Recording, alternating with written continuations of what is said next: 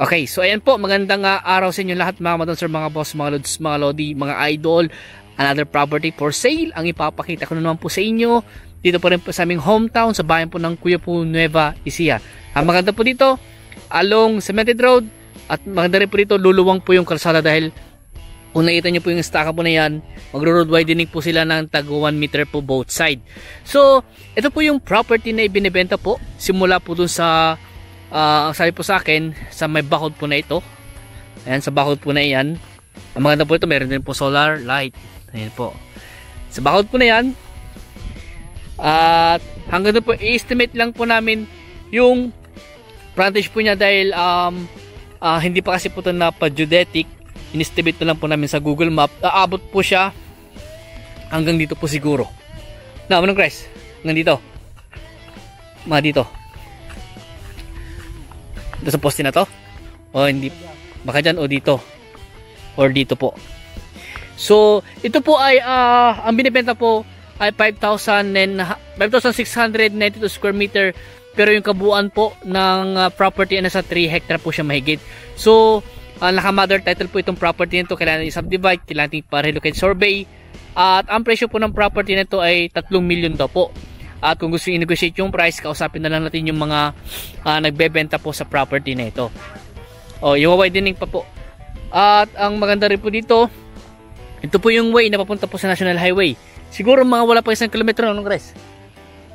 Sabihin natin mga 1 kilometer lang po ang layo po niya sa National Highway, Pangasinan, Nueva Ecija Road. At malapit lang din po ito sa Rosales, Bilasis Exit. Siguro ang driving hanggang dito mga 10 minutes lang, baka wala pang 10 minutes no? Baka wala pang 10 minutes, ganun po kabilis po yung biyahe. Malapit lang din po ito sa town proper. Nasa mga 5 minutes din po ang driving, mga 5 to 10 minutes driving din po sa town proper. And then sa SM Rosales, mga 10 to 15 minutes po driving. At sementado po lahat ng kalsada. Itong barangay road na to, sementado po hanggang sa National Highway. Baka nga po hindi na daw po barangay road to, baka daw po idudugtong daw po ito sa bypass road. Yun po ang mga nakausap po namin dito, parang idudugtong daw po dahil i-road widening po nila itong kalsada na ito. So baka magiging provincial road din po siguro itong kalsada na ito. So ito po yung property. Sa harap po niya may puno ng Jimelina. Ayan po. And then may mga Madrid Cacao. So ang estimate po ng frontage na sa mga 30 meters po yung frontage po ng property na ito.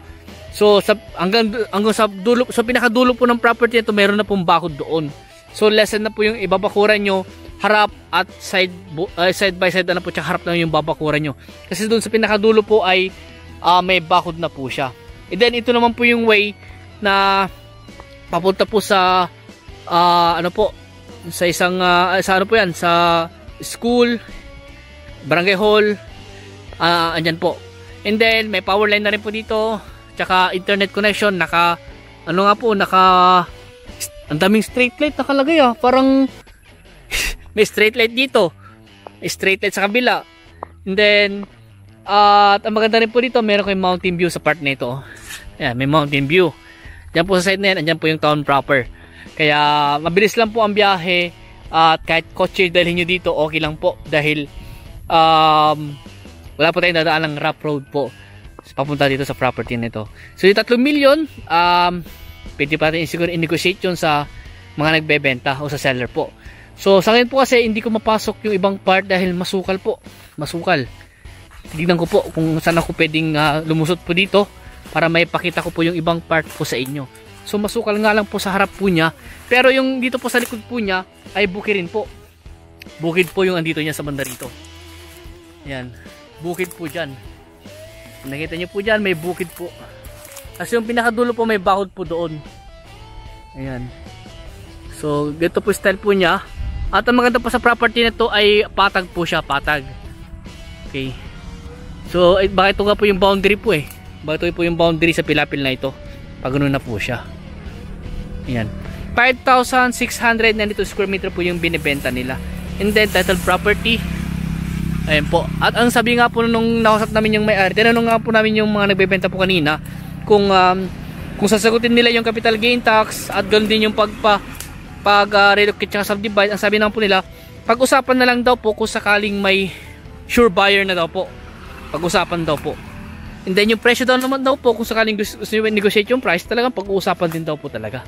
Yun po ang sabi po sa amin ng nakausap namin mga seller po dito sa property nito. Ayun po, maganda po siya. Tsaka yung frontage po niya, maluwang na rin, nasa mga 30 meters po yung na-estimate po namin nakuhang frontage po niya. 592 square meter. Maganda rin po dito, mayroon din kayong mountain view sa part nito, may mountain view. Yan, Mount Balungaw, Mount Bulaylay. Yan po, maganda yung property, may power line, may internet connection, patag, wala kang tatabunan, sa harap pa lang po, mas mataas konti yung kalsada nga eh. Ay, mas mataas konti yung property kasi sa kalsada. So, hindi mo na kailangan magtabon pa. Babakura mo na lang itong property na ito. So, ayan po. Yan po yung nilagay nilang tulos. Hanggang dyan, simula dito, simento hanggang doon yung road widening nila. Nasa mga 1 meter po yung ilalapad ng kalsada. At yun nga po, sabi ko, nasa mga 1 kilometro o wala pang 1 kilometro ang layo po niya sa National Highway. Ayan po. At hindi po nakakatakot dahil may mga kabahay naman po dito sa property nito.